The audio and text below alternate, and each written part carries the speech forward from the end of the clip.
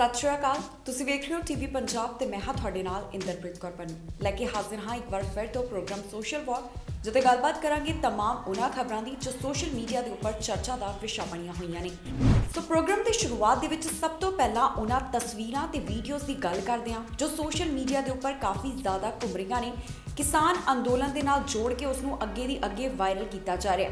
ਅਜਿਹੀਆਂ ਕਈ ਤਸਵੀਰਾਂ ਨੇ, ਅਜਿਹੀਆਂ ਕਈ ਵੀਡੀਓਜ਼ ਨੇ ਜਿਨ੍ਹਾਂ ਨੂੰ ਇਹ ਕਹਿ ਕੇ ਸਾਂਝਾ ਕੀਤਾ ਜਾਂਦਾ ਹੈ ਕਿ ਦੇਖੋ ਅੰਦੋਲਨ ਦੇ ਨਾਲ ਇਹ ਜੁੜੀਆਂ ਤਸਵੀਰਾਂ ਨੇ।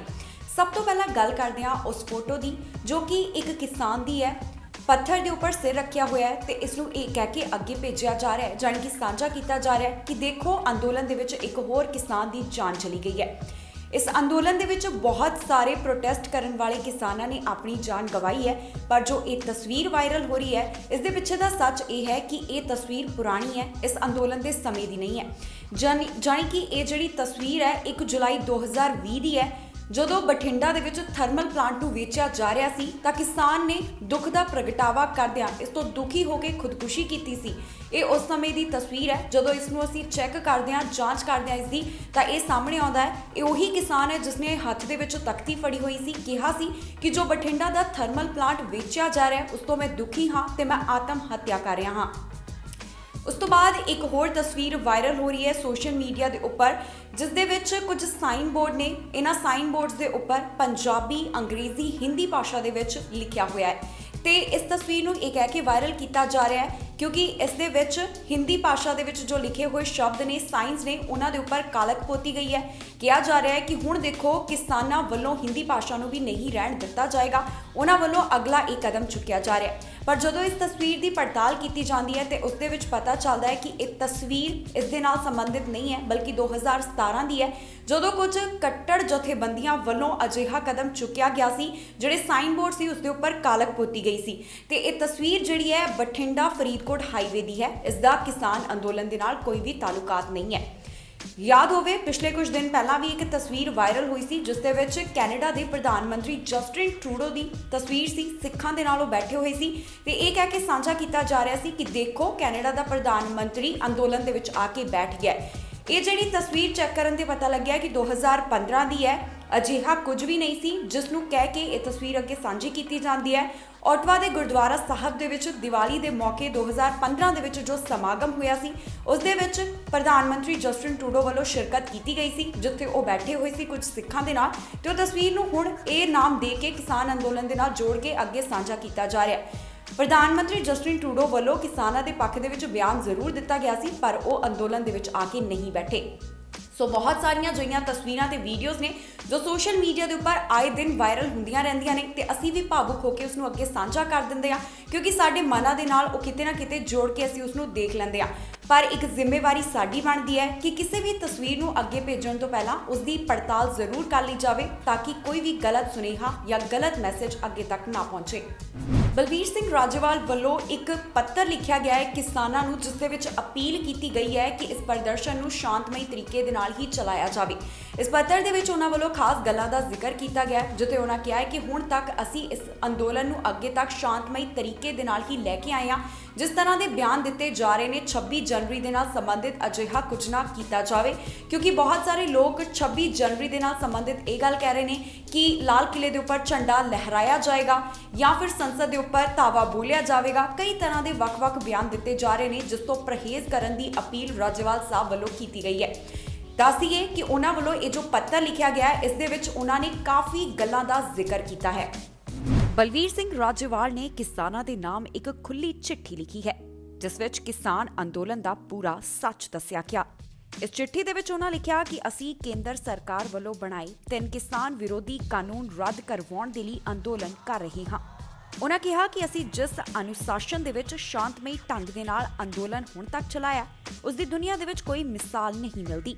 ਇਹ ਇਤਿਹਾਸ ਦੇ ਵਿੱਚ ਦੁਨੀਆ ਦਾ ਸਭ ਤੋਂ ਲੰਬਾ ਸਮਾਂ ਅਤੇ ਸਭ ਤੋਂ ਵੱਧ ਲੋਕਾਂ ਦੀ ਸ਼ਮੂਲੀਅਤ ਵਾਲਾ ਸ਼ਾਂਤਮਈ ਅੰਦੋਲਨ ਹੈ।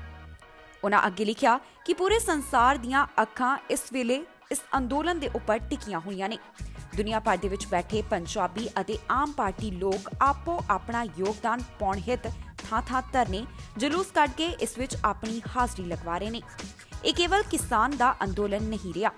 ਦੇਸ਼ ਦੇ ਹਰ ਵਰਗ ਨੇ ਇਹਨਾਂ ਕਾਨੂੰਨਾਂ ਦੇ ਮਾੜੇ ਪ੍ਰਭਾਵਾਂ ਨੂੰ ਸਮਝ ਕੇ ਇਸ ਵਿੱਚ ਆਪਣੀ ਹਾਜ਼ਰੀ ਦਰਜ ਕਰਵਾਈ ਹੈ। ਅੱਜ ਇਹ ਦੇਸ਼ ਭਰ ਦੇ ਵਿੱਚ ਜਨ ਅੰਦੋਲਨ ਬਣ ਗਿਆ ਹੈ। ਇਹ ਪੰਜਾਬ ਤੋਂ ਸ਼ੁਰੂ ਹੋ ਕੇ ਹਰਿਆਣਾ, ਯੂਪੀ, ਉੱਤਰਾਖੰਡ, ਰਾਜਸਥਾਨ, ਮੱਧ ਪ੍ਰਦੇਸ਼, ਮਹਾਰਾਸ਼ਟਰ ਅਤੇ ਦੇਸ਼ ਦੇ ਬਾਕੀ ਸਾਰੇ ਸੂਬਿਆਂ ਦੇ ਵਿੱਚ ਫੈਲ ਚੁੱਕਿਆ ਹੈ। ਭਰਾਵੋ, ਮੈਂ ਹਮੇਸ਼ਾ ਤੁਹਾਨੂੰ ਸਭ ਨੂੰ ਵਾਰ-ਵਾਰ ਅਪੀਲ ਕਰਦਾ ਰਿਹਾ ਹਾਂ। ਉਹ ਇਹ ਹੈ ਕਿ ਅੰਦੋਲਨ ਕੇਵਲ ਉਹੀ ਸਫਲ ਹੁੰਦਾ ਹੈ ਜੋ ਪੂਰੀ ਤਰ੍ਹਾਂ ਸ਼ਾਂਤਮਈ ਰਹੇ। ਜਦੋਂ ਵੀ ਅੰਦੋਲਨ ਦੇ ਵਿੱਚ ਹਿੰਸਾ ਆਈ ਤਾਂ ਉਹ ਅੰਦੋਲਨ ਖਤਮ ਹੋ ਜਾਂਦਾ ਹੈ। ਤੁਸੀਂ ਇਸ ਨੂੰ ਹੁਣ ਤੱਕ ਸ਼ਾਂਤਮਈ ਰੱਖਿਆ, ਉਸ ਲਈ ਮੈਂ ਤੁਹਾਡਾ ਸਭ ਦਾ ਧੰਨਵਾਦੀ ਹਾਂ। ਅੰਦੋਲਨ ਹਮੇਸ਼ਾ ਪੜਾਅਵਾਰ ਅੱਗੇ ਵਧਦੇ ਹਨ। ਅਸੀਂ ਸੈਮੀਨਾਰਾਂ, ਧਰਨਿਆਂ ਤੋਂ ਲੈ ਕੇ ਰੇਲ ਪਟੜੀਆਂ ਦੇ ਅੰਦੋਲਨ ਰਾਹੀਂ ਭਾਰਤ ਬੰਦ ਵਰਗੇ ਸਫਲ ਕਦਮਾਂ ਦੇ ਨਾਲ ਦਿੱਲੀ ਦੁਆਲੇ ਵੱਖ-ਵੱਖ ਨਾਕਿਆਂ ਉੱਤੇ ਵੱਡੀ ਗਿਣਤੀ ਦੇ ਵਿੱਚ ਇਕੱਠੇ ਹੋ ਕੇ ਬੈਠੇ ਹਾਂ।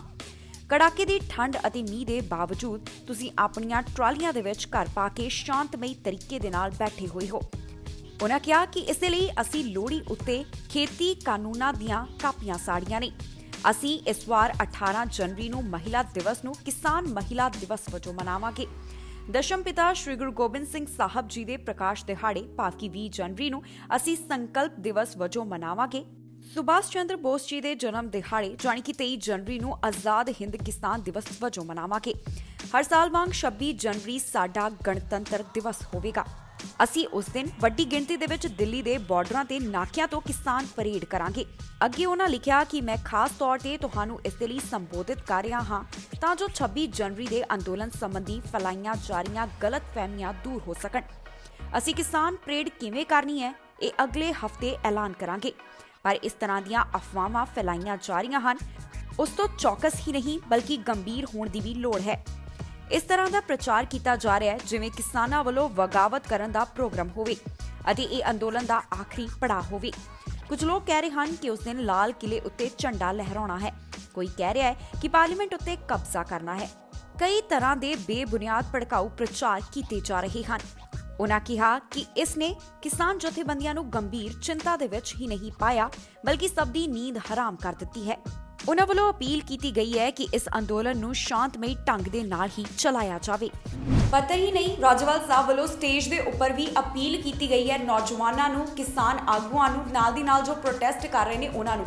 ਉਹਨਾਂ ਕਿਹਾ ਹੈ ਕਿ ਹੁਣ ਜਿਹੜਾ ਜਿਸ ਤਰ੍ਹਾਂ ਦੀ ਬਿਆਨਬਾਜ਼ੀ ਕੀਤੀ ਜਾਂਦੀ ਹੈ ਉਸ ਨੂੰ ਬਹੁਤ ਸੋਚ ਸਮਝ ਕੇ ਸਾਨੂੰ ਆਪਣੀ ਗੱਲ, ਆਪਣਾ ਪੱਖ ਰੱਖਣਾ ਚਾਹੀਦਾ ਹੈ, ਕਿਉਂਕਿ ਇਹ ਉਹ ਅੰਦੋਲਨ ਹੈ ਇਤਿਹਾਸ ਦਾ ਜੋ ਕਿ ਕਾਫੀ ਲੰਬਾ ਸਮਾਂ ਚੱਲਿਆ ਹੈ ਤੇ ਅਸੀਂ ਅਜੇ ਇਸ ਨੂੰ ਅੱਗੇ ਹੋਰ ਲੈ ਕੇ ਜਾਣਾ ਹੈ। ਉਹਨਾਂ ਕਿਹਾ ਕਿ ਅਜਿਹਾ ਪਹਿਲਾ ਅੰਦੋਲਨ ਹੈ ਜਿਸ ਦੀ ਜੋ ਜਿੱਤ ਵਾਸਤੇ ਦਰਬਾਰ ਸਾਹਿਬ ਦੇ ਵਿੱਚ ਅਰਦਾਸ ਹੋਈ ਹੋਵੇ। ਮੁਸਲਮਾਨ ਭਾਈਚਾਰੇ ਦੇ ਨਾਲ ਸੰਬੰਧਿਤ ਲੋਕ, ਹਿੰਦੂ ਭਾਈਚਾਰੇ ਦੇ ਨਾਲ ਸੰਬੰਧਿਤ ਲੋਕ ਵੀ ਕਿਸਾਨਾਂ ਦੀ ਜਿੱਤ ਦੇ ਲਈ ਦੁਆਵਾਂ ਮੰਗ ਰਹੇ ਨੇ। ਜੇਕਰ ਅਸੀਂ ਇਸ ਨੂੰ ਅੱਗੇ ਤੱਕ ਲੈ ਕੇ ਜਾਣਾ ਹੈ, ਜੇਕਰ ਅਸੀਂ ਚਾਹੁੰਦੇ ਹਾਂ ਕਿ ਜਿੱਤ ਸਾਡੀ ਹੋਵੇ ਤਾਂ ਫਿਰ ਸਾਨੂੰ ਸੰਯਮ ਬਣਾ ਕੇ ਰੱਖਣ ਦੀ ਬਹੁਤ ਜ਼ਿਆਦਾ ਜ਼ਰੂਰਤ ਹੈ। ਸਟੇਜ ਦੇ ਉੱਪਰੋਂ ਵੀ ਖਾਸ ਅਪੀਲ ਉਹਨਾਂ ਵੱਲੋਂ ਕੀਤੀ ਗਈ ਹੈ। ਕਿਸਾਨ ਆਗੂਆਂ ਦੀ ਕੇਂਦਰ ਸਰਕਾਰ ਦੇ ਨਾਲ ਕਈ ਵਾਰ ਮੀਟਿੰਗ ਹੋਈ ਹੈ। ਸੁਪਰੀਮ ਕੋਰਟ ਵੱਲੋਂ ਆਪਣਾ ਫੈਸਲਾ ਸੁਣਾਉਂਦਿਆਂ ਇਹ ਗੱਲ ਕਹੀ ਗਈ ਕਿ 4 ਮੈਂਬਰਾਂ ਦੀ ਇੱਕ ਕਮੇਟੀ ਬਣਾਈ ਜਾਵੇਗੀ। ਕਿਸਾਨਾਂ ਵੱਲੋਂ ਇਸ ਕਮੇਟੀ ਨੂੰ ਰੱਦ ਕਰ ਦਿੱਤਾ ਗਿਆ। ਉਹਨਾਂ ਨੇ ਇਸ ਕਮੇਟੀ ਨੂੰ ਮੰਨਣ ਤੋਂ ਇਨਕਾਰ ਕਰ ਦਿੱਤਾ। ਦੱਸ ਦਈਏ ਕਿ ਇਸ ਦੇ ਵਿੱਚ ਇੱਕ ਨਾਮ ਸ਼ਾਮਿਲ ਕੀਤਾ ਗਿਆ ਸੀ ਭੁਪਿੰਦਰ ਸਿੰਘ ਮਾਨ ਦਾ, ਪਰ ਹੁਣ ਭੁਪਿੰਦਰ ਸਿੰਘ ਮਾਨ ਵੱਲੋਂ ਆਪਣੇ ਆਪ ਨੂੰ ਇਸ ਕਮੇਟੀ ਤੋਂ ਵੱਖ ਕਰ ਲਿਆ ਗਿਆ ਹੈ, ਇਹ ਕਹਿ ਕੇ ਕਿ ਮੈਂ ਕਿਸਾਨਾਂ ਦੇ ਨਾਲ ਖੜਾ ਹਾਂ। ਪਰ ਇੱਥੇ ਇੱਕ ਗੱਲ ਦੱਸ ਦਈਏ ਕਿ ਕਿਸਾਨਾਂ ਵੱਲੋਂ ਪਹਿਲਾਂ ਹੀ ਭੁਪਿੰਦਰ ਮਾਨ ਦਾ ਜਦੋਂ ਉਹਨਾਂ ਨੂੰ ਕਮੇਟੀ ਦੇ ਵਿੱਚ ਸ਼ਾਮਿਲ ਕੀਤਾ ਗਿਆ ਸੀ, ਵਿਰੋਧ ਕੀਤਾ ਗਿਆ ਸੀ। ਵਿਰੋਧ ਇਹ ਕਹਿ ਕੇ ਕੀਤਾ ਗਿਆ ਸੀ ਕਿ ਮਾਨ ਵੱਲੋਂ ਤਾਂ ਪਹਿਲਾਂ ਹੀ ਇਹ ਜੋ ਕਾਨੂੰਨ ਨੇ ਉਹਨਾਂ ਦਾ ਸਮਰਥਨ ਕੀਤਾ ਗਿਆ ਤੇ ਅੱਜ ਉਹਨਾਂ ਨੇ ਆਪਣਾ ਨਾਮ ਇਸ ਕਮੇਟੀ ਤੋਂ ਵੱਖ ਕਰ ਲਿਆ ਹੈ। ਸੁਪਰੀਮ ਕੋਰਟ ਦੀ ਬਣਾਈ ਕਮੇਟੀ ਤੋਂ ਅਲੱਗ ਹੋ ਗਏ ਨੇ ਭੁਪਿੰਦਰ ਮਾਨ। ਉਹਨਾਂ ਨੇ ਕਿਹਾ ਕਿ ਮੈਂ ਪੰਜਾਬ ਅਤੇ ਕਿਸਾਨਾਂ ਦੇ ਨਾਲ ਹਾਂ। ਸੁਪਰੀਮ ਕੋਰਟ ਨੇ ਖੇਤੀ ਕਾਨੂੰਨਾਂ ਦੇ ਉੱਪਰ ਰੋਕ ਲਗਾ ਦਿੱਤੀ।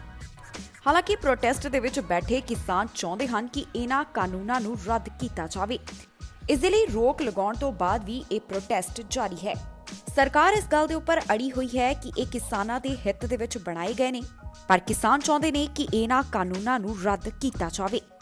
ਇਸ ਦੇ ਲਈ ਸੁਪਰੀਮ ਕੋਰਟ ਵੱਲੋਂ ਇੱਕ 4 ਮੈਂਬਰਾਂ ਦੀ ਕਮੇਟੀ ਬਣਾਈ ਗਈ। ਇਹਨਾਂ 4 ਵਿੱਚੋਂ ਇੱਕ ਮੈਂਬਰ ਜਾਣੀ ਕਿ ਭੁਪਿੰਦਰ ਸਿੰਘ ਮਾਨ ਨੇ ਖੁਦ ਨੂੰ ਕਮੇਟੀ ਤੋਂ ਅਲੱਗ ਕਰ ਲਿਆ ਹੈ। ਭੁਪਿੰਦਰ ਸਿੰਘ ਮਾਨ ਦੇ ਨਾਮ ਤੇ ਪਹਿਲਾਂ ਹੀ ਬਵਾਲ ਸ਼ੁਰੂ ਹੋ ਗਿਆ ਸੀ। ਅੰਦੋਲਨ ਕਰ ਰਹੇ ਕਿਸਾਨਾਂ ਦਾ ਕਹਿਣਾ ਸੀ ਕਿ ਭੁਪਿੰਦਰ ਸਿੰਘ ਮਾਨ ਪਹਿਲਾਂ ਹੀ 3 ਖੇਤੀ ਕਾਨੂੰਨਾਂ ਦਾ ਸਮਰਥਨ ਕਰ ਚੁੱਕੇ ਹਨ। ਉਹਨਾਂ ਕਿਹਾ ਕਿ ਇਕੱਲੇ ਮਾਨ ਹੀ ਨਹੀਂ ਬਲਕਿ ਕਮੇਟੀ ਦੇ ਬਾਕੀ 3 ਮੈਂਬਰ ਵੀ ਸਰਕਾਰ ਦਾ ਸਮਰਥਨ ਕਰ ਰਹੇ ਹਨ, ਜਿਸ ਦੇ ਚੱਲਦਿਆਂ ਕਿਸਾਨਾਂ ਵੱਲੋਂ ਇਸ ਕਮੇਟੀ ਨੂੰ ਖਾਰਜ ਕਰ ਦਿੱਤਾ ਗਿਆ। ਉਧਰ ਭੁਪਿੰਦਰ ਸਿੰਘ ਮਾਨ ਨੇ ਆਪਣੇ ਆਪ ਨੂੰ ਇਸ ਕਮੇਟੀ ਤੋਂ ਵੱਖ ਕਰਨ ਦੇ ਪਿੱਛੇ ਕਿਸਾਨਾਂ ਦੀਆਂ ਭਾਵਨਾਵਾਂ ਨੂੰ ਕਾਰਨ ਦੱਸਿਆ ਹੈ। ਦੱਸੀਏ ਕਿ ਭੁਪਿੰਦਰ ਸਿੰਘ ਮਾਨ ਦੇ ਇਸ ਫੈਸਲੇ ਦਾ ਸਵਾਗਤ ਕਿਸਾਨ ਨੇਤਾਵਾਂ ਵੱਲੋਂ ਜਾਣੀ ਕਿਸਾਨ ਆਗੂਆਂ ਵੱਲੋਂ ਕੀਤਾ ਗਿਆ ਹੈ। ਕੈਨੇਡਾ ਤੋਂ ਇੱਕ ਅਜਿਹਾ ਮਾਮਲਾ ਸਾਹਮਣੇ ਆਇਆ ਜਿੱਥੇ ਔਰਤ ਨੇ ਆਪਣੇ ਪਤੀ ਦੇ ਗਲ ਦੇ ਵਿੱਚ ਪਟਾ ਪਾਇਆ ਤੇ ਉਸ ਨੂੰ ਸੜਕਾਂ ਦੇ ਉੱਪਰ ਘਮਾਇਆ। ਉਸ ਦੇ ਉੱਪਰ ਉਸ ਨੂੰ ਜੁਰਮਾਨਾ ਵੀ ਲਗਾਇਆ ਗਿਆ। ਔਰਤ ਵੱਲੋਂ ਇਹ ਕਦਮ ਕਿਉਂ ਚੁੱਕਿਆ ਗਿਆ ਦੱਸਦੇ ਹਾਂ। ਦਰਅਸਲ ਕੈਨੇਡਾ ਦੇ ਵੱਖ-ਵੱਖ ਪ੍ਰੋਵਿੰਸਸ ਦੇ ਵਿੱਚ ਕੋਵਿਡ-19 ਦੇ ਚੱਲਦਿਆਂ ਸਖਤੀਆਂ ਕੀਤੀਆਂ ਗਈਆਂ ਨੇ। ਕਿਬੈਕ ਦੇ ਵਿੱਚ ਲਾਕਡਾਊਨ ਲੱਗਿਆ ਹੋਇਆ ਹੈ। ਇੱਥੇ ਕਿਹਾ ਗਿਆ ਹੈ ਕਿ ਜੇਕਰ ਤੁਸੀਂ ਆਪਣੇ ਕੁੱਤੇ ਨੂੰ ਬਾਹਰ ਘਮਾਉਣਾ ਹੈ ਜਾਂ ਫਿਰ ਤੁਹਾਨੂੰ ਕੋਈ ਬੇहद ਜ਼ਰੂਰੀ ਕੰਮ ਹੈ ਤਾਂ ਤੁਸੀਂ ਘਰਾਂ ਤੋਂ ਬਾਹਰ ਜਾ ਸਕਦੇ ਆ। ਅਜਿਹੇ ਦੇ ਵਿੱਚ ਜਿਸ ਤਰ੍ਹਾਂ ਸਾਨੂੰ ਪਤਾ ਹੈ ਕਿ ਲੋਕ ਬਾਹਰ ਜਾਣ ਦਾ ਕੋਈ ਨਾ ਕੋਈ ਮੌਕਾ ਤਾਂ ਲੱਭ ਹੀ ਲੈਂਦੇ ਨੇ, ਚਾਹੇ ਫਿਰ ਜਿੰਨੀਆਂ ਵੀ ਸਖਤੀਆਂ ਜਾਂ ਪਾਬੰਦੀਆਂ ਲੱਗੀਆਂ ਹੋਣ। ਔਰਤ ਨੇ ਆਪਣੇ ਪਤੀ ਦੇ ਗਲ ਵਿੱਚ ਪਟਾ ਪਾਇਆ ਤੇ ਉਸ ਨੂੰ ਸੜਕਾਂ ਦੇ ਉੱਪਰ ਘਮਾਉਂਦੀ ਨਜ਼ਰ ਆਈ। ਸੁਣਨ ਦੇ ਵਿੱਚ ਤਾਂ ਸ਼ਾਇਦ ਇਸ ਗੱਲ ਦਾ ਯਕੀਨ ਨਹੀਂ ਹੋਏਗਾ, ਪਰ ਦੇਖਣ ਵਾਲੇ ਵੀ ਇਸ ਨੂੰ ਦੇਖ ਕੇ ਹੈਰਾਨ ਰਹਿ ਗਏ। ਇਸ ਔਰਤ ਤੋਂ ਜਦੋਂ ਪੁੱਛਿਆ ਗਿਆ ਕਿ ਉਹ ਅਜਿਹਾ ਕਿਉਂ ਕਰ ਰਹੀ ਹੈ ਤੇ ਉਸਨੇ ਕਿਹਾ ਕਿ ਆਪ ਹੀ ਤਾਂ ਜੋ ਆਪਣੇ ਨਿਯਮ ਤੁਸੀਂ ਬਣਾਏ ਨੇ ਉਸ ਵਿੱਚ ਕਿਹਾ ਹੈ ਕਿ ਕੁੱਤੇ ਨੂੰ ਘਮਾਉਣ ਦੇ ਉੱਪਰ ਕੋਈ ਵੀ ਪਾਬੰਦੀ ਨਹੀਂ ਹੈ। ਮੈਂ ਤਾਂ ਨਿਯਮਾਂ ਦਾ ਪਾਲਣ ਕਰ ਰਹੀ ਹਾਂ, ਸੋ ਇਸ ਦੇ ਉੱਪਰ ਮੈਂ ਕੁਝ ਹੋਰ ਨਹੀਂ ਕਹਿਣਾ ਚਾਹੁੰਦੀ। ਪਰ ਉਸ ਤੋਂ ਬਾਅਦ ਇਸ ਔਰਤ ਨੂੰ ਜੁਰਮਾਨਾ ਲਗਾਇਆ ਗਿਆ ਹੈ। $3000 ਇਸ ਨੂੰ ਹੁਣ ਦੇਣੇ ਪੈਣਗੇ ਕਿਉਂਕਿ ਉਸਨੇ ਅਜਿਹਾ ਕੀਤਾ ਹੈ, ਇੱਕ ਕਿਸਮ ਦੇ ਨਾਲ ਨਿਯਮਾਂ ਦਾ ਉਲੰਘਣ ਕੀਤਾ ਹੈ। ਦੀਪ ਸਿੱਧੂ ਵੱਲੋਂ ਇੱਕ ਨਵਾਂ ਐਲਾਨ ਕੀਤਾ ਗਿਆ ਹੈ। ਲਾਈਵ ਹੋਏ ਨੇ ਨਿਹੰਗ ਜਥੇਬੰਦੀਆਂ ਦੇ ਨਾਲ ਗੱਲਬਾਤ ਕਰਦੇ ਹੋਏ ਵੀ ਇਸ ਵੀਡੀਓ ਵਿੱਚ ਉਹ ਦਿਖਾਈ ਦਿੱਤੇ ਨੇ, ਜਿਸ ਦੇ ਵਿੱਚ ਉਹ ਕਹਿੰਦੇ ਨਜ਼ਰ ਆਏ ਨੇ ਕਿ 26 ਜਨਵਰੀ ਨੂੰ ਉਹ ਜਿਹੜੇ ਬੈਰੀਗੇਡ ਨੇ ਉਹ ਘੋੜਿਆਂ ਦੇ ਉੱਪਰ ਚੜ੍ਹ ਕੇ ਟੱਪਣਗੇ। ਉਹਨਾਂ ਦੀ ਇਹ ਵੀਡੀਓ ਤੁਸੀਂ ਆਪ ਦੇਖੋ ਕਿ ਕਿਹਨਾਂ ਗੱਲਾਂ ਦਾ ਉਹਨਾਂ ਵੱਲੋਂ ਇਸ ਦੇ ਵਿੱਚ ਜ਼ਿਕਰ ਕੀਤਾ ਗਿਆ ਹੈ। ਸਤਿ ਸ਼੍ਰੀ ਅਕਾਲ ਜੀ। ਇੱਥੇ ਅਸੀਂ ਬਾਰਡਰ ਤੇ ਫਿਰਦੇ ਆ। ਇੱਧਰ ਨਿਹੰਗ ਸਿੰਘ ਸਾਡੇ। ਫਿਰ 26 ਨੂੰ ਤਿਆਰੀ ਹੈ ਬਾਈ ਜੀ? ਭਾਜੀ ਪੂਰੀ ਤਿਆਰੀ ਹੈ ਜੀ, ਗੱਜ ਵੱਜ ਕੇ। ਕੀ ਬਾਤ ਹੈ। ਕਿਵੇਂ ਬਾਈ ਤਿਆਰੀ? ਹਾਂਜੀ ਪੂਰੀ ਤਿਆਰੀ ਹੈ ਜੀ, ਹੈ ਨਾ, ਤਿਆਰ ਪਰ ਤਿਆਰ ਹੈ ਖਾਲਸਾ। ਠੀਕ ਹੈ ਜੀ। ਤੇ 26 ਦੀ ਸਾਡੀ ਗੇਟ ਲਾਏ ਜਿਹੜੇ ਅਸੀਂ ਦੇਖੋ ਟਪਾ ਦੇਣੇ ਘੋੜਿਆਂ ਤੇ ਬਹਿ ਕੇ। ਇਹ ਦਿਖਣੇ ਵੀ ਨਹੀਂ ਕਿੱਧਰ ਦੀ ਗਏ, ਹਵਾ 'ਚ ਲੈ ਜਾਾਂਗੇ ਡਾਂਗੇ ਹਵਾ 'ਚ ਘੋੜੇ ਟੱਪਣਗੇ। ਦੇਖੋ ਇਹ ਜਿਹੜਾ ਵਰਤਾਰਾ ਬੜਾ ਇਤਿਹਾਸਿਕ ਆ। ਤੇ ਆਪਾਂ ਫਿਰ ਜਦੋਂ ਇਸ ਵੇਲੇ ਮੈਂ ਸਾਡੀਆਂ ਫੌਜਾਂ ਨੂੰ, ਜਿਹੜੀ ਅਕਾਲ ਪੁਰਖ ਦੀ ਫੌਜ ਆ, ਸਾਡੀਆਂ ਨਿਹੰਗ ਸਿੰਘ ਫੌਜਾਂ ਨੂੰ ਮਿਲਣਾ ਜਾਣਾ, ਤੇ ਇਹ ਅਖੰਡ ਪਾਠ ਸਾਹਿਬ ਇੱਥੇ ਪ੍ਰਕਾਸ਼ ਹੋ ਰਹੇ ਆ ਅਖੰਡ ਸਾਹਿਬ। ਤੇ ਮੈਨੂੰ ਲੱਗਦਾ ਜਿਹੜਾ ਬਾਬਾ ਜੀ ਆਪ ਆ ਨਿਹੰਗ ਸਿੰਘ, ਦੇਖੋ ਤੁਸੀਂ ਫੌਜਾਂ ਦੇ ਸਾਡੇ ਤਿਆਰ ਬਰ ਤਿਆਰ ਹੈ ਪੂਰਾ। ਫਿਰ ਪੂਰੇ ਤਿਆਰ ਪਰ ਤਿਆਰ। ਕੀ ਬਾਤ ਹੈ ਖਾਲਸਾ ਜੀ। ਬੈਰੀਕੇਡ ਨਾ ਜਿਹੜੇ ਲਾਏ ਹੋਏ ਆ, ਹਾਂਜੀ ਘੋੜਿਆਂ ਦੇ ਬਹਿ ਕੇ ਟੱਪਣੇ ਆ। ਅੱਛਾ। ਸੋ ਜਿਹੜੀਆਂ ਤੇ ਹੁਣ ਆਹ ਫਿਰ ਕਿੱਧਰ ਗਏ ਆਪਣੇ ਬੰਦੇ? ਇੱਥੇ ਹੈ ਜੀ। ਅੱਛਾ, ਦੇਖੋ ਸਾਹਮਣੇ ਇਹਨਾਂ ਨੂੰ ਸਿੱਕੀਆਂ ਖਿਲਾਉਂਦੇ ਆ ਰੋਜ਼। अच्छा कैसे हैं सर? ठंड लग रही है आपको कि नहीं? ਇਹਨਾਂ ਦੇ ਲਾਗੇ ਵਕੀਲ ਬਣਿਆ ਹੋਇਆ। केड़ा वकील? ਆ ਦੇਖੋ अपना? अच्छा, ਹਾਂਜੀ ठीक है जी। तो क्या लग रहा है सर, संघर्ष किस तरफ जाते दिख रहा है आपको? किसान जीतेंगे कि नहीं? हाँ, जिता रहे हैं आप किसानों को कि नहीं? बताइए, आप तो बताइए। तो इधरले पासे हैं जी। ਆਜਾ ਬੋਲ ਲੈ ਕੁਝ। ਕੋਈ ਨਹੀਂ, ਅਫਸਰਾਂ ਨੇ ਕੀ ਕਰਨਾ ਹੁਣ ਜਦੋਂ ਆਪਾਂ ਖੜੇ ਆ। ਡਰਦਾ ਨਾ ਆਪਾਂ ਤਾਂ ਕੈਸੇ ਡਰਨਾ, ਆਪਾਂ ਤਾਂ ਕਾਲ ਪੁਰਖ ਤੋਂ ਡਰਦੇ ਆ। सर जित के जाना इत्थों, आप भी किसान परिवार से ही होंगे? चलो ठीक है। अभी ਮੂਡ ਨਹੀਂ ਹੈਗਾ ਤੇਰਾ ਫਿਰ 26 ਨੂੰ ਮਿਲਾਂਗੇ। ਨਹੀਂ, ਇਹ ਡਰਦੇ ਆ ਹੁਣ। ਇਹਨਾਂ ਨੂੰ ਆਏ ਆ ਵੀ ਇਹ ਸਾਡੇ ਤੋਂ ਗੱਲਾਂ ਗੁੱਲਾਂ ਖੜਾ ਲੈਂਦੇ ਆ। ਤੁਸੀਂ ਦੱਸੋ ਕੀ ਗੱਲ ਆ ਇਹ? ਗੱਲ ਕੀ ਹੈ ਜੀ, ਇਹਨਾਂ ਨਾਲ ਪਹਿਲਾਂ ਹੀ ਜਿਹੜੀ ਹੈ ਗੱਲ ਅਸੀਂ ਕਰਦੇ ਵੀ ਹਾਂ ਤੁਸੀਂ ਕਿੱਦਾਂ, ਜਦੋਂ ਅਸੀਂ ਕਹਿੰਦੇ ਵੀ ਇਹ ਕਹਿੰਦੇ ਵੀ ਸਾਨੂੰ ਅਸੀਂ ਮਾੜਾ ਮੋਟਾ ਰੋਕਾਂਗੇ, ਤੁਸੀਂ ਸਾਨੂੰ ਧੱਕੇ ਧੁੱਕੇ ਮਾਰ ਕੇ ਪਾਸੇ ਕਰ ਦਿਓ। ਹਾਂ ਆਈ ਹੈ ਬਈ ਗੱਲ, ਜਿਵੇਂ ਨਿੰਬੂ ਹੋਇਆ ਠੀਕ ਆ, ਸਾਡੀ ਗੋਲੀ ਉਧਰ ਸਾਈਡ ਤੇ ਚਲਾਈ ਜਾਵਾਂਗੇ। ਇੱਕ ਗੱਲ ਕਹਿਣਾ ਚਾਹੁੰਦਾ ਜੀ, ਜਿਹੜੀ ਨੌਕਰੀ ਹੁੰਦੀ ਆ, ਨੌਕਰੀ ਹੁੰਦੀ ਹੈ ਜੀ। ਠੀਕ ਹੈ। ਇੱਕ ਤਾਂ ਸਾਨੂੰ ਕਹਿੰਦੇ ਵੀ ਤੁਸੀਂ ਮਾੜਾ ਮੋਟਾ ਵੀ ਸਾਨੂੰ ਧੱਕੇ ਮਾਰ ਕੇ ਪਾਸੇ ਕਰ ਦਿਓ। ਹਾਂਜੀ, ਜਦੋਂ ਜੀ ਧੱਕ ਪੈਣੀ ਹੈ ਉਦੋਂ ਇਹਨਾਂ ਨੇ ਆਪਣਾ ਰੰਗ ਦਿਖਾਣਾ। ਠੀਕ ਹੈ, ਇਹ ਗੱਲ ਸਹੀ ਆ ਤੁਹਾਡੀ। ਜਿੱਦਾਂ ਸਾਨੂੰ ਸਾਡੇ ਇਹਦਾ ਕੀ ਨਾਂ ਜੀ? ਇਹਦਾ ਕੀ ਨਾਂ? ਇਹਦਾ ਨਾਮ ਹੈ ਹੀਰਾ। ਠੀਕ ਹੈ ਜੀ। ਹਰ ਮੌਕੇ ਦੇ ਉੱਪਰ ਹਰ ਤਰੀਕੇ ਦੇ ਨਾਲ ਸਰਕਾਰ ਦਾ ਵਿਰੋਧ ਕੀਤਾ ਜਾ ਰਿਹਾ ਹੈ, ਖੇਤੀ ਕਾਨੂੰਨਾਂ ਦਾ ਵਿਰੋਧ ਕੀਤਾ ਜਾ ਰਿਹਾ ਹੈ। ਇੱਕ ਨੌਜਵਾਨ ਦੀ ਵੀਡੀਓ ਸੋਸ਼ਲ ਮੀਡੀਆ ਦੇ ਉੱਪਰ ਕਾਫੀ ਜ਼ਿਆਦਾ ਸਮੇਂ ਦੇ ਉੱਪਰ ਵਾਇਰਲ ਹੁੰਦੀ ਹੈ, ਜੋ ਹੱਸ-ਹੱਸ ਕੇ ਸਰਕਾਰ ਨੂੰ ਰਗੜੇ ਲਾਉਂਦਾ ਦਿਖਾਈ ਦਿੰਦਾ ਹੈ। ਹੱਸ-ਹੱਸ ਕੇ ਹੀ ਕਾਫੀ ਡੂੰਘੀਆਂ ਗੱਲਾਂ ਉਸਦੇ ਵੱਲੋਂ ਕਹੀਆਂ ਜਾਂਦੀਆਂ ਨੇ। ਸੋ ਇੱਕ ਹੋਰ ਉਸਦੀ ਵੀਡੀਓ ਕਾਫੀ ਜ਼ਿਆਦਾ ਚਰਚਾ ਦੇ ਵਿੱਚ ਹੈ। ਦੇਖੋ ਇਹ ਵੀਡੀਓ ਕਿ ਕਿਸ ਤਰ੍ਹਾਂ ਉਸ ਵੱਲੋਂ ਆਪਣੇ ਹੀ ਤਰੀਕੇ ਦੇ ਨਾਲ ਸਰਕਾਰ ਨੂੰ ਲਾਹਣਤਾਂ ਪਾਈਆਂ ਜਾ ਰਹੀਆਂ ਨੇ। ਬਲਬੀਰ ਸਿੰਘ ਰਾਜੇਵਾਲ ਤੋਂ ਬਾਅਦ ਬਲਦੇਵ ਸਿੰਘ ਸਿਰਸਾ ਵੱਲੋਂ ਵੀ ਸਟੇਜ ਦੇ ਉੱਪਰ ਬੋਲਦਿਆਂ ਅਪੀਲ ਕੀਤੀ ਗਈ ਹੈ। ਇਸ ਖਾਸ ਅਪੀਲ ਦੇ ਵਿੱਚ ਉਹਨਾਂ ਨੇ ਨਾਲ ਹੀ ਜ਼ਿਕਰ ਹਰਿਆਣਾ ਦੇ ਜਿਹੜੇ ਨੌਜਵਾਨ ਨੇ ਜਾਂ ਫਿਰ ਜਿਹੜੇ ਇਸ ਪ੍ਰੋਟੈਸਟ ਦੇ ਵਿੱਚ ਪ੍ਰਦਰਸ਼ਨ ਦੇ ਵਿੱਚ ਸਾਥ ਦੇ ਰਹੇ ਨੇ ਉਹਨਾਂ ਨੂੰ ਸਲਾਮ ਕੀਤੀ ਹੈ। ਕਾਫੀ ਕੁਝ ਗੱਲਾਂ ਉਹਨਾਂ ਵੱਲੋਂ ਇਸ ਮੌਕੇ ਦੇ ਉੱਪਰ ਕਹੀਆਂ ਗਈਆਂ ਨੇ। ਕਿਹਨਾਂ ਦਾ ਜ਼ਿਕਰ ਪਾਇਆ ਗਿਆ, ਦੇਖੋ ਉਹਨਾਂ ਦੀ ਇਹ ਸਪੀਚ। ਆਪ ਸਭ ਨੂੰ ਪਤਾ ਹੈ ਕਿ ਜੋ ਕੇਂਦਰ ਦੀ ਮੋਦੀ ਸਰਕਾਰ ਨੇ ਖੇਤੀ ਵਿਰੋਧੀ ਜੋ ਕਾਨੂੰਨ ਲਿਆਂਦੇ ਨੇ, ਉਹਨਾਂ ਕਾਨੂੰਨਾਂ ਨੂੰ ਰੱਦ ਕਰਾਉਣ ਲਈ ਅਤੇ ਪੂਰੇ ਭਾਰਤ ਵਿੱਚ MSP ਲਾਗੂ ਕਰਾਉਣ ਲਈ ਤੁਸੀਂ ਇੱਥੇ ਅੱਜ 50 ਦਿਨ ਹੋ ਗਏ ਨੇ। 50 ਦਿਨ ਤੋਂ ਲਗਾਤਾਰ ਦਿੱਲੀ ਦੇ 4 ਚੁਫੇਰੇ ਅਤੇ ਇਹ ਸਿੰਘੂ ਬਾਰਡਰ ਦੇ ਉੱਤੇ ਤੁਸੀਂ ਬੈਠੇ ਹੋ।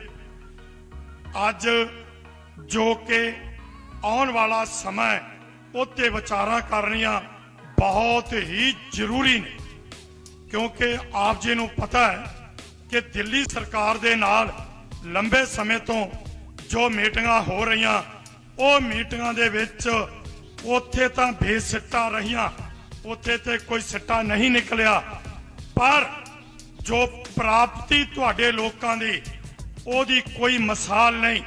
ਤੁਸੀਂ ਅੱਜ ਸਾਰਿਆਂ ਨੇ ਰਲ ਕੇ ਜਿਸ ਤਰ੍ਹਾਂ ਪੰਜਾਬ ਤੋਂ ਸਾਰੀਆਂ ਕਿਸਾਨ ਜਥੇਬੰਦੀਆਂ ਇਕੱਠੀਆਂ ਹੋਈਆਂ, ਸਾਰੇ ਧਰਮ ਇਕੱਠੇ ਹੋਏ, ਸਾਰੇ ਵਰਗ ਇਕੱਠੇ ਹੋਏ, ਉਸ ਤੋਂ ਬਾਅਦ ਹਰਿਆਣੇ ਚ ਆਏ। ਹਰਿਆਣੇ ਦੇ ਸਾਰਾ ਭਾਈਚਾਰਾ ਉਹ ਸਾਡੇ ਨਾਲ ਚੱਲਿਆ।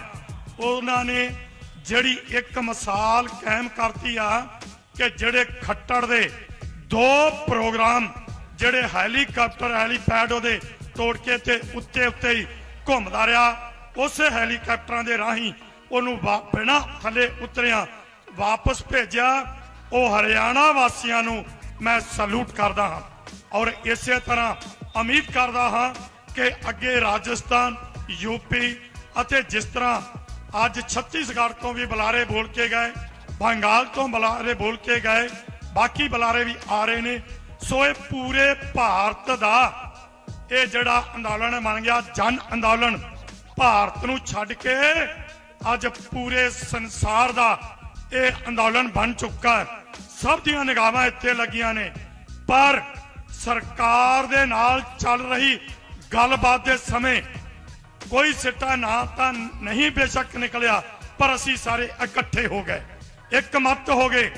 ਜਿੱਥੇ ਭਾਰਤ ਦੇ 130 ਕਰੋੜ ਲੋਕ ਉਹਨਾਂ ਦੀ ਵਿਚਾਰਧਾਰਾ ਆਪਣੇ ਹੱਕਾਂ ਲਈ ਇਕੱਠੇ ਹੋਏ, ਉਸ ਦੇ ਨਾਲ ਇਹ ਚੰਦ ਲੋਕ ਜਿਹੜੇ ਸੱਤਾ ਤੇ ਕਾਬਜ ਨੇ, ਉਹਨਾਂ ਨੇ ਜਦੋਂ ਸਾਡੇ ਨਾਲ ਬੇਇਨਸਾਫੀ ਕਰਦੇ ਰਹੇ ਤਾਂ ਮੀਟਿੰਗਾਂ 'ਚ ਕੁਛ ਨਾ ਨਿਕਲਿਆ, ਕਿਉਂਕਿ ਉਹ ਮੰਨ ਚੁੱਕੇ ਸੀ ਕਿ ਇਹ ਜਿਹੜੇ ਕਾਨੂੰਨ ਨੇ ਇਹ ਕਿਸਾਨਾਂ ਦੇ ਹਿੱਤ ਵਿੱਚ ਨਹੀਂ।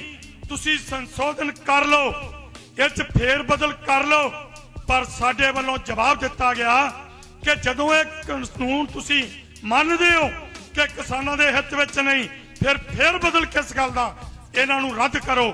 ਪਰ ਜਦੋਂ ਉਹਨਾਂ ਦੇ ਕੋਲ ਇਹ ਰੱਦ ਕਰਨ ਦੀ ਹਿੰਮਤ ਨਹੀਂ ਸੀ, ਕਿਉਂਕਿ ਇਹ ਨਾਂ ਦੇ ਮੰਤਰੀ ਨੇ, ਚਾਹੇ ਉਹ ਤੋਮਰ ਜੀ ਆ, ਚਾਹੇ ਕੋਈ ਹੋਰ ਅਮਿਤ ਸ਼ਾਹ ਜਾਂ ਪ੍ਰਧਾਨ ਮੰਤਰੀ ਆ, ਇਹ ਕੇਵਲ ਨਾਂ ਦੇ ਮੰਤਰੀ ਤੇ ਪ੍ਰਧਾਨ ਮੰਤਰੀ ਨੇ। ਇਹਨਾਂ ਨੂੰ ਬਣਾਉਣ ਵਾਲੇ, ਇਹਨਾਂ ਨੂੰ ਚਲਾਉਣ ਵਾਲੇ ਉਹ ਕਾਰਪੋਰੇਟ ਘਰਾਣੇ ਨੇ, ਜਿਸ ਕਰਕੇ ਇਹਨਾਂ ਦੀ ਹਿੰਮਤ ਨਹੀਂ। ਤਾਂ ਹੀ ਇਹਨਾਂ ਲੋਕਾਂ ਨੇ ਕਾਨੂੰਨ ਦਾ ਸੁਪਰੀਮ ਕੋਰਟ ਦਾ ਜਾ ਕੇ ਕਿ ਆਪਣਿਆਂ ਚਹੇਤਿਆਂ ਦੇ ਰਾਹੀਂ ਦਰਵਾਜ਼ਾ ਖੜਕਾਇਆ ਤੇ ਉਹ ਸੁਪਰੀਮ ਕੋਰਟ ਦੇ ਵਿੱਚੋਂ ਨੌਜਵਾਨ ਤੇ ਨੌਜਵਾਨ, ਪਰ ਇਸ ਅੰਦੋਲਨ ਦੇ ਵਿੱਚ ਬਜ਼ੁਰਗਾਂ ਦਾ ਹੌਸਲਾ ਤੇ ਜਜ਼ਬਾ ਵੀ ਦੇਖਣਾ ਬਣਦਾ ਹੈ। ਉਹਨਾਂ ਦੇ ਇਸ ਹੌਸਲੇ ਨੂੰ ਸਲਾਮ ਹੈ। ਕਦੀ ਬਜ਼ੁਰਗ ਸੜਕ ਦੇ ਉੱਪਰ ਹੱਥ 'ਚ ਝੰਡਾ ਲਹਿਰਾਉਂਦੇ, ਕਿਸਾਨੀ ਝੰਡਾ ਲਹਿਰਾਉਂਦੇ ਆਪਣੀ ਗੱਲ ਇਸ ਕਾਨੂੰਨ ਦਾ ਵਿਰੋਧ ਕਰਦੇ ਨਜ਼ਰ ਆਉਂਦੇ ਨੇ। ਕਦੇ ਉਹਨਾਂ ਵੱਲੋਂ ਸਾਈਕਲ ਦੇ ਉੱਪਰ ਦਿੱਲੀ ਨੂੰ ਚਾਲੇ ਪਾਏ ਜਾਂਦੇ ਨੇ ਤੇ ਇੱਕ 70 ਸਾਲ ਦਾ ਬਜ਼ੁਰਗ ਅਜਿਹਾ ਹੈ ਜਿਸ ਵੱਲੋਂ ਦੌੜ ਲਗਾ ਕੇ ਦਿੱਲੀ ਤੱਕ ਪਹੁੰਚ ਕੀਤੀ ਜਾ ਰਹੀ ਹੈ। ਦਰਅਸਲ ਮੋਗਾ ਦੇ ਪਿੰਡ ਬੋਡੇ ਦੇ ਨਾਲ ਸੰਬੰਧਿਤ ਇਹ ਬਜ਼ੁਰਗ ਹੈ, 70 ਸਾਲ ਇਸ ਦੀ ਉਮਰ ਹੈ ਤੇ ਇਹ ਦੌੜ ਕੇ ਦਿੱਲੀ ਜਾ ਰਿਹਾ ਹੈ। 400 ਕਿਲੋਮੀਟਰ ਦਾ ਸਫ਼ਰ ਹੈ ਤੇ ਉਸ ਨੂੰ ਇਹ ਖੁਦ ਜਿਹੜਾ ਹੈ ਇਸ ਹੌਸਲੇ ਦੇ ਨਾਲ, ਜਜ਼ਬੇ ਦੇ ਨਾਲ ਤੈਅ ਕਰੇਗਾ। ਇਸ ਦੀ ਵੀਡੀਓ ਸੋਸ਼ਲ ਮੀਡੀਆ ਦੇ ਉੱਪਰ ਕਾਫੀ ਜ਼ਿਆਦਾ ਵਾਇਰਲ ਹੋ ਰਹੀ ਹੈ ਤੇ ਉਸ ਨੂੰ ਪਸੰਦ ਵੀ ਕੀਤਾ ਜਾ ਰਿਹਾ ਹੈ। ਦੇਖੋ ਤੁਸੀਂ ਕਿ ਕਿਸ ਤਰ੍ਹਾਂ 70 ਸਾਲ ਦੀ ਉਮਰ ਦੇ ਵਿੱਚ ਵੀ ਇਸ ਅੰਦਰ ਜਜ਼ਬਾ ਹੈ। ਬਾਬਾ ਦਿੱਲੀ ਜਾ ਰਹੇ ਹੋ? ਕਿੱਥੋਂ ਆਏ ਹੋ? ਬੋਡੇ ਪਿੰਡ ਅੱਛਾ 2 ਮਿੰਟ ਰੁਕੋ ਮਾੜਾ ਜਿਹਾ, ਬਸ ਆਪਾਂ ਗੱਲ ਕਰ ਲੈਂਦੇ ਆ। ਬੋਡੇ ਪਿੰਡ ਤੋਂ ਕਿੰਨਾ ਟਾਈਮ ਹੋ ਗਿਆ ਤੁਰੇ ਨੂੰ? ਤਕਰੀਬਨ 7 ਵਜੇ ਗਿਆ ਸੀ। 7 ਵਜੇ ਤੁਰਿਆ ਸੀਗਾ ਤੇ ਕੀ ਅੰਦਾਜ਼ਾ ਕਿੰਨੇ ਕੁ ਟਾਈਮ ਚ ਵਗ ਜਾਓਗੇ? ਅੱਜ ਪੱਤਰੀ ਰੁਕਣ ਦਾ ਕਰਦਾ ਹੈ। ਅੱਛਾ ਅੱਜ ਪਾਤਨੀ ਵਗ ਜਾਓਗੇ। ਹਾਂਜੀ ਪਾਤਨੀ ਕਿੰਨੇ ਕਿਲੋਮੀਟਰ ਵਾਟ ਹੋ ਜੂ ਇਥੋਂ? ਇੱਥੋਂ ਤਕਰੀਬਨ 80-82 ਕਿਲੋਮੀਟਰ ਹੋਊਗਾ ਸੰਗਰੂਰ। ਅੱਛਾ ਉਦੋਂ 25-30 ਕਿਲੋਮੀਟਰ ਹੋਊ, ਮੇਰੇ ਖਿਆਲ ਜ਼ਿਆਦਾ ਹੋਊ ਇੰਨਾ ਨਹੀਂ। ਕਿੰਨੀ ਉਮਰ ਆ ਤੁਹਾਡੀ? 70 ਸਾਲ 70 ਸਾਲ ਦੀ ਉਮਰ ਆ, ਭੱਜ ਕੇ ਜਾਓਗੇ? 50 ਕਿਲੋਮੀਟਰ ਹੈਗਾ ਸੰਗਰੂਰ ਜੀ। ਹਾਂਜੀ 50 ਕਿਲੋਮੀਟਰ ਸੰਗਰੂਰ ਆ। ਇੱਥੋਂ ਹੋ ਹਾਂਜੀ ਤੇ ਨਾਲੇ ਤੋਂ ਲਾਇਆ ਮੈਂ ਹਾਂ 40 ਕਿਲੋਮੀਟਰ। ਹਾਂ ਤੇ ਉਹਨਾਂ ਕੀ 30 40 ਅੱਗੇ ਹੈਗਾ 80 ਕਿਲੋਮੀਟਰ ਬਾਟ ਹੈਗਾ। ਉਹ ਤੋਂ ਚੱਪ ਕੋਈ ਨਾ ਲੈ ਲਓ ਆਹ ਦੇਖੋ ਲੋਕਾਂ ਦਾ ਜਜ਼ਬਾ ਹਨਾ, ਤੁਰੇ ਜਾਂਦੇ ਲੋਕਾਂ ਨੂੰ ਹਨਾ, ਮਤਲਬ ਜਿਹੜੇ ਲੋਕ ਸੋਚਦੇ ਆਗੇ ਕਿ ਹਨਾ ਵੀ ਪਤਾ ਨਹੀਂ ਹਨਾ ਵੀ ਮੋਦੀ ਮੰਨੂ ਕਿ ਨਾ ਮੰਨੂ, ਸਾਡੇ ਬਜ਼ੁਰਗਾਂ ਦਾ ਇੰਨਾ ਜਜ਼ਬਾ 70 ਸਾਲ ਦੀ ਉਮਰ ਦੇ ਵਿੱਚ ਹਨਾ, 70 ਸਾਲ ਦੀ ਉਮਰ ਦੇ ਵਿੱਚ ਜਿਹੜੇ ਲੋਕ ਭੱਜ ਕੇ ਕਿਸਾਨ ਅੰਦੋਲਨ ਦੇ ਵਿੱਚ ਦਿੱਲੀ ਸਪੋਰਟ ਕਰਨ ਜਾ ਰਹੇ ਆ ਕਿਸਾਨਾਂ ਦੀ। ਸੋ ਉਹਨਾਂ ਲੋਕਾਂ ਨੂੰ ਉਹਨਾਂ ਲੋਕਾਂ ਨੂੰ ਬੇਨਤੀ ਹੈ ਕਿ ਜਿਹੜੇ ਲੋਕ ਅੱਜ ਵੀ ਘਰਾਂ ਦੇ ਵਿੱਚ ਸੁੱਤੇ ਪਏ ਹੈਗੇ ਕਿ ਉਹ ਇਹਨਾਂ ਬਜ਼ੁਰਗਾਂ ਨੂੰ ਦੇਖ ਕੇ ਮੈਨੂੰ ਮੱਲੀ ਫੜਾਈ ਜਾਂਦੇ ਆ। ਸੋ ਤੁਸੀਂ ਉੱਠ ਕੇ ਆਪਣਾ ਯੋਗਦਾਨ ਪਾਉਣ ਵਾਸਤੇ ਦਿੱਲੀ ਅੰਦੋਲਨ ਦੇ ਵਿੱਚ ਜਾਓ। ਇੱਥੋਂ ਦੌੜੇ ਜਾਂਦੇ ਕੋਈ ਨਾ ਕਿਸਾਨ ਮਜ਼ਦੂਰ ਏਕਤਾ ਜਿੰਦਾਬਾਦ, ਜਿੰਦਾਬਾਦ ਜਿੰਦਾਬਾਦ ਕਿਸਾਨ ਮਜ਼ਦੂਰ ਏਕਤਾ ਜਿੰਦਾਬਾਦ। ਜਿੰਦਾਬਾਦ। ਧੰਨਵਾਦ ਬਾਬਾ ਜੀ, ਵਾਹਿਗੁਰੂ ਤੁਹਾਨੂੰ ਤੰਦਰੁਸਤੀ ਬਖਸ਼ੇ। ਪਿੱਛੇ ਫੋਟੋ ਲੈ ਲਿਓ। ਹਾਂਜੀ ਇਹ ਨੈਟ ਤੇ ਪਾ ਦਿਓ। ਹਾਂ ਨੈਟ ਤੇ ਚੱਲੀ ਆ। ਰੁਕਣਾ ਹੈ ਹਾਂ ਚਲੋ ਜੀ ਬਾਬਾ ਜੀ। ਸੋ ਦੋਸਤੋ ਇਹ ਲੋਕਾਂ ਦਾ ਜਜ਼ਬਾ ਗਾ। ਸੋ ਇਹ ਲੋਕ ਦੇ ਕਰਕੇ ਅੱਜ ਅਸੀਂ ਜਿੱਤ ਦੇ ਕਿਨਾਰੇ ਹੋਏ ਖੜੇ ਹਾਂਗੇ। ਸੋ ਬਹੁਤ ਧੰਨਵਾਦ ਬਜ਼ੁਰਗਾਂ ਦਾ, ਬਹੁਤ ਧੰਨਵਾਦ। ਸੋ ਇਹ ਸਨ ਕੁਝ ਖਬਰਾਂ ਜੋ ਸੋਸ਼ਲ ਮੀਡੀਆ ਦੇ ਉੱਪਰ ਕਾਫੀ ਜ਼ਿਆਦਾ ਵਾਇਰਲ ਹੋ ਰਹੀਆਂ ਨੇ, ਚਰਚਾ ਦਾ ਵਿਸ਼ਾ ਬਣੀਆਂ ਹੋਈਆਂ ਨੇ, ਜਿਨ੍ਹਾਂ ਦੀ ਤੁਹਾਡੇ ਨਾਲ ਸਾਂਝ ਪਈ ਹੈ।